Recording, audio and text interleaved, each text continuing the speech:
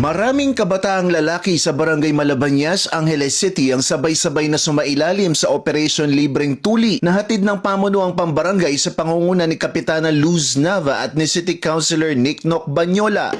Napakalaking pangumbagay ito na naisip na programang ito na Libre Tuli dahil alam po natin na marami sa ating mga constituent dito sa Barangay Malabanyas ay kulang sa kakayanan makapagpatuloy sa kanilang mga anak dahil alam naman po natin kung magpapaprivate sila ay medyo meron din pong presyo. So sinamantala po ng ating mga magulang na dalhin o ipatuloy ang kanilang mga anak ngayon habang po ito ay libre. Sa tulong ng mga volunteer doctor at nurses na isakatuparan na ang pagbibinata ng mga kabataang ito na tumanggap din ng libreng gamot matapos magpatuli. Ito programang handog po ng isa po nating City Councilor na si Councilor Nick Noc Banyola na sinuportahan po ng ating butihing Kapitana Luz Nava na libreng tuli po sa ating mga kabataan.